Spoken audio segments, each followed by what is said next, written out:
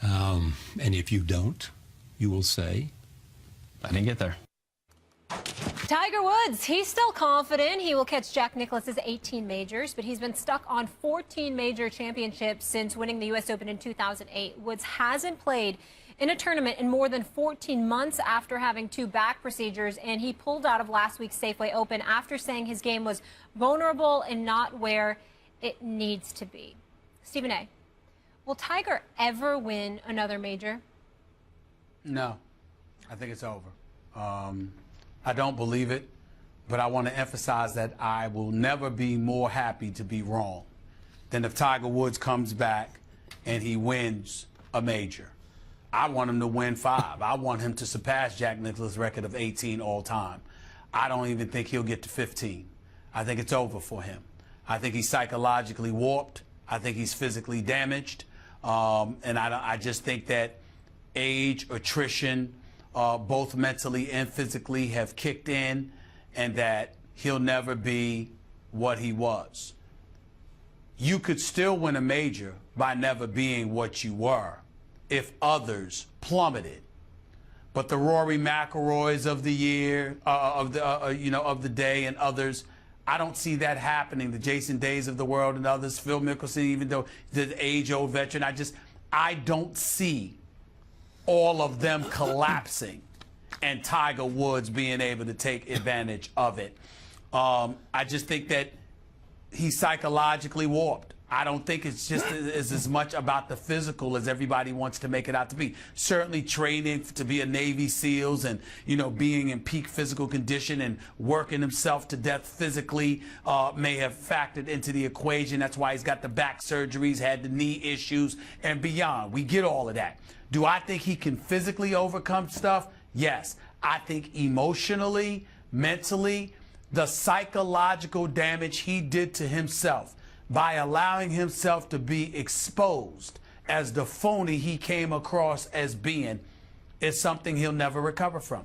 Because when you spend your life, your adult life, living a lie because you wanted to project yourself as being somebody that you weren't for the services of other people, and ultimately you get exposed, you walk around forever devoid of that oomph, that it factor that you walked around doing. Max, I'll take it to a certain level here. In this business, there are people who care. When you're in a hot seat, they care about stuff. And I'm not speaking negatively or positively about anybody. I'm just saying that there are people who go through that. They just care. And then there are those like me who do not.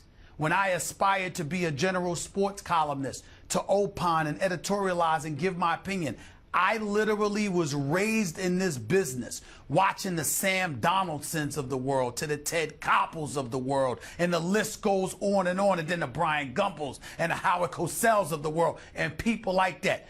You trained for this. Tiger Woods walked around with that naturally. He did not give 2 cents about what he was thought of when it came to competing. He only cared about his image off the playing field. And then when that was exposed and it was compromised, everything fell apart.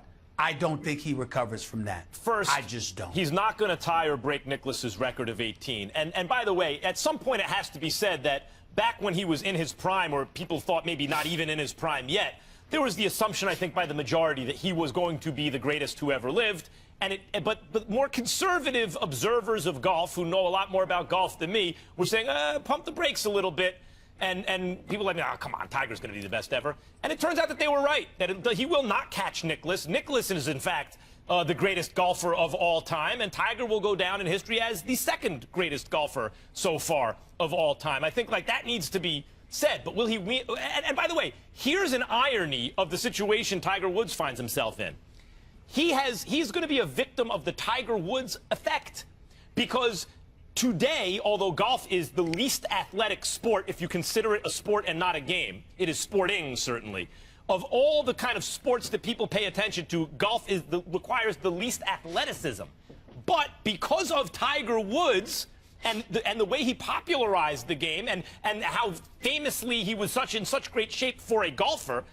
A lot of athletes put golf clubs in their kids' hands at a young age instead of footballs or baseballs or basketballs. No. Here's a golf club. And so now those kids have come of age, and you have McIlroy and Spieth and better athletes now at younger ages playing golf. And now Tiger has to compete against them. And I think he largely created that climate.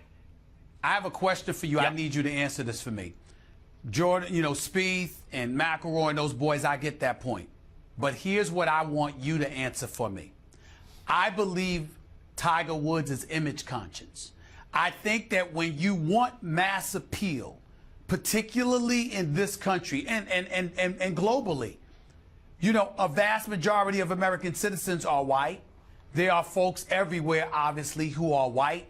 To make big money, the kind of money that Tiger Woods has made throughout his career, there's a level of acceptance, of the ability to ingratiate yourself with that audience that you have to capture. I think Tiger had it. I think as a result, it made him even more image conscious. And when everything fell apart, I believe he walks around not even comfortable in his own skin, and I believe it has compromised his game. I agree with that. To that you say what? I agree with that, and I think he needs to get back to being whoever he is. If that's modest, if that's a braggart, if that's a freak, if that's a straight down the line guy, he has to be that guy, and then he'll get back to the best version of himself. I just want to quickly say, I do think he will win another major before he's done. At least one more. Because Nicklaus was in his mid-40s when he came from behind, shot a 30 on the back nine to come from behind to win the Masters. The point is, in golf, one good day, and you can beat the field. And I think Tiger has at least some good days left in him. One. Mentally. They didn't have those problems. He has. We shall see. We got to leave it there, gentlemen. More First Take after the break. Stay with us, won't you? Big game in the desert this Sunday night when the 3-3 Cardinals host the 4-1 Seahawks. Is this game a must-win for the Cards? Max Kellerman. Of course, and I don't think they will win it. And this is why a lot of people, including our very own Molly. I know. But like many people did like the Cardinals at various points in the offseason. I picked them to go to the Super Bowl. A lot of people, they may have even been the overall favorite to win the Super Bowl this year, according to many lights. I just didn't like what I saw from Carson Palmer in the playoffs last year, and I just prefer Seattle to Arizona in that division, and just period. If you look at it's absolutely a must-win for Arizona. I just don't think they're less than the sum of their parts. And Russell Wilson has become a kind of next-level Hall of Fame caliber quarterback, from just a really good quarterback to a really great one. You look at what the Seahawks have done against Arizona. They've won 3 straight road games against them, but Stephen A., they've scored at least 34 points in each game, each road game of the last 3 against them, and have beaten or have outscored the Cardinals, have beaten them by an average of 23.7 points a game. Not only do I think it's a must-win for the Cardinals, but Seattle's going to win. I don't think it'll be particularly close. I disagree.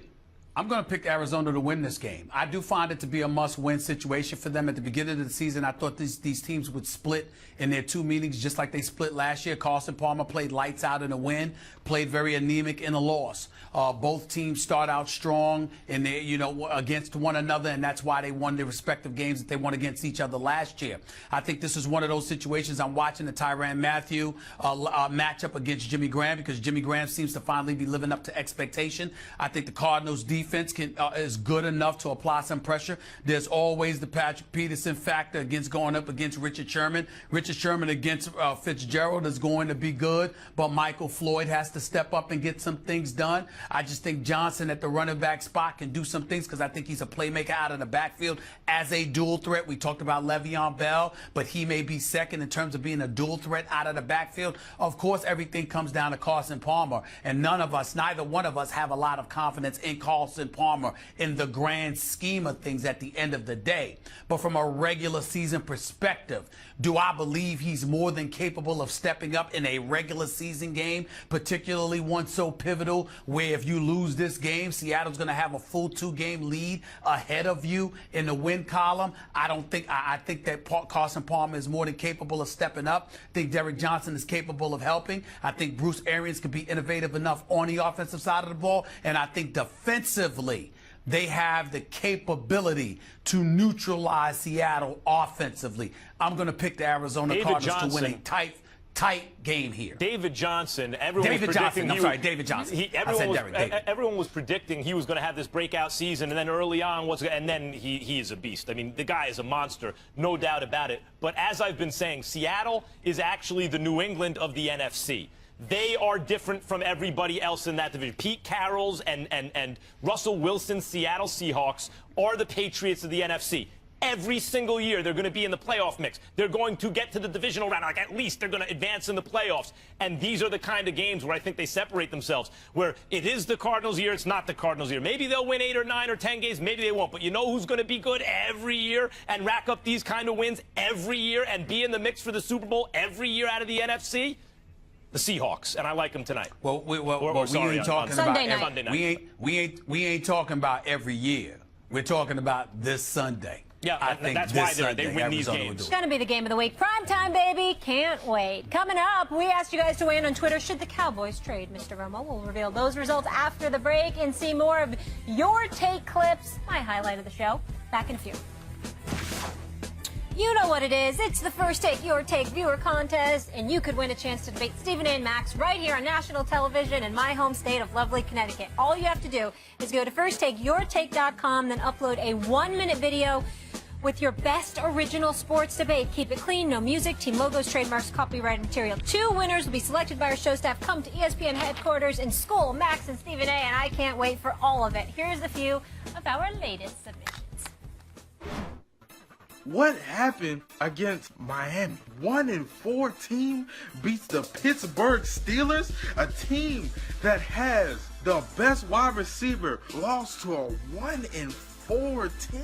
Stephen A., I'm sorry, but on the aspirations of your Steelers winning the Super Bowl, they're done. They are an accident waiting to happen. When the Steelers, they start getting everything moving, they start rolling good, what happens? Big Ben gets injured. The Steelers will be fine. There's no need to panic. You have Landry Jones. This is what you drafted him for. He's not the franchise quarterback. He's serviceable. As long as the coaches simplify the game plan, Landry Jones will be fine by the time Big Ben comes back. Oh. All right, hold on. He shut it down. He hit you in the face.